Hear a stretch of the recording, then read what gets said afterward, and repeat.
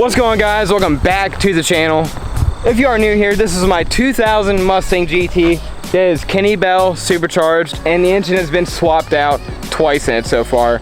And it's all just been bad luck, nothing I've done wrong, just purely bad luck. Before we fully get into this video, please drop a like button down below and leave a comment. Say potato, say a mom joke, whatever you want. Say anything you want down in the comments, and I'll most likely, no, not most likely, I will guarantee to reply and leave a like and heart your comment. Okay, so the topic in today's video, we are going to be talking about swapping a Crown Vic engine into a new Edge Mustang or an S95. So there's really not much to the swap. There's no benefits, really. I mean, a lot of people ask on the Mustang forums on Facebook or groups, whatever you call them. I'm in a lot of those, especially new Edge ones, and a lot of people ask frequently about Crown Vic swaps and P71 police interceptor swaps, and there's really no gains, really. The only pro I can see is if you go for like a 2011, the last year, the 2-valve, you can have a 2011 engine in your car, which is what I have now. My car is a 2000, so the motor that's in my car now is 11 years newer than the car. There's no benefits, no horsepower gains. I mean, it's literally the same engine. But either way, it's still a good replacement engine if you happen to blow yours up. So let's get into what needs to be done. There's really not a lot that needs to be done. For the most part, depending on the year, I'm pretty sure the timing cover is the same. You don't even have to swap that out. You can use the original timing cover. You do want to swap out your oil pan, I believe. I can't remember all this, guys. I'm just going off the top of my head. You definitely want to change the oil pickup tube. And depending on the 4.6 or the year of the Crown Vic you're choosing, they did change the valve covers in the newer years of the Crown Vics. Like I think it was like the last little facelift they did.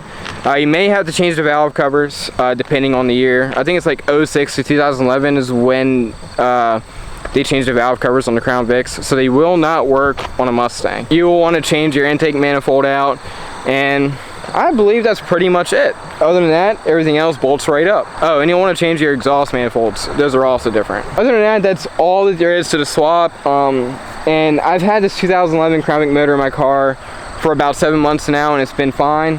The motor, well, what he claims it had 70,000 miles on it before it was pulled. But I don't know what to believe from this guy anymore that I bought it off of. I paid like $1,200 for this motor.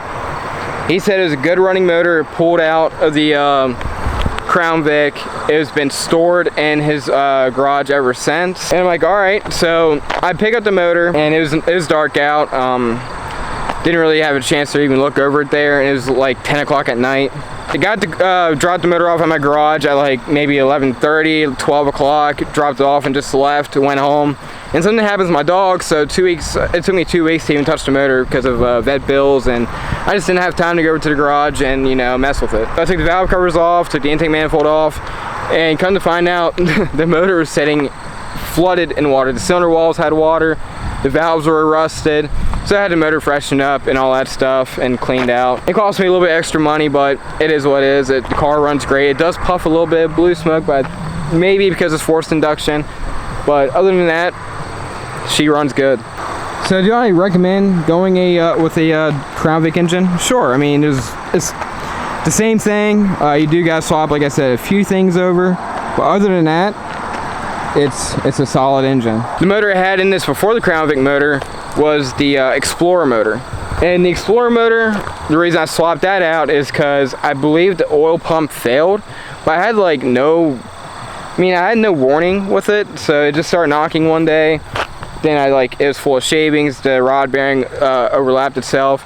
It was pretty ugly, and looking at all the rod bearings, they start for oil for a while, and the gauge worked and everything, so I'm thinking about getting an actual oil pressure gauge that actually reads more accurate than the original one. So here is the engine.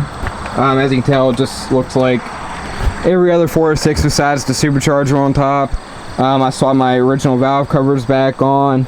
Like I said, I'm pretty sure the timing cover is the same. I can't fully remember if we swapped that out or not. Other than that, fuel rails, I believe, need to be swapped. I don't know what the difference is. I know the Crown Vic's fuel rails look a little bit bigger. I saw my original fuel rails back onto the car just to be safe. I don't know if there's like anything different between them or if there's like more benefits to the Crown Vic one. It does look like it's bigger.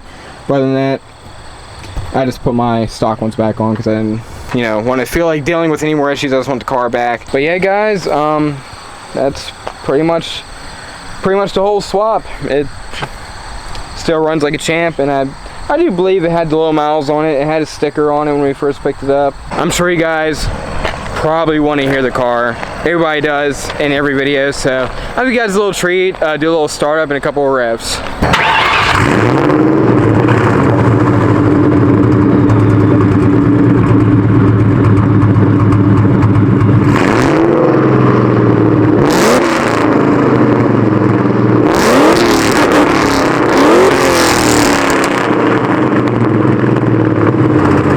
Man, I gotta say, these two valves sound freaking nasty.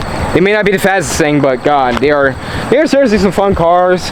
Like I said, you don't really need speed to have fun in these cars. It's just the sound alone that makes these cars so enjoyable. But yeah, man, this car has been through hell, but it's put me through hell too.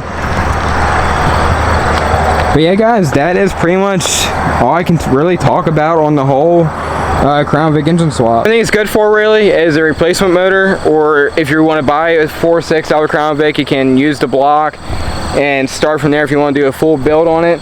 Either way, Crown Vic motors are everywhere. I mean, Crown Vics, they had like huge mass production because they were cop cars, taxis, whatever. They are everywhere. They're in junkyards.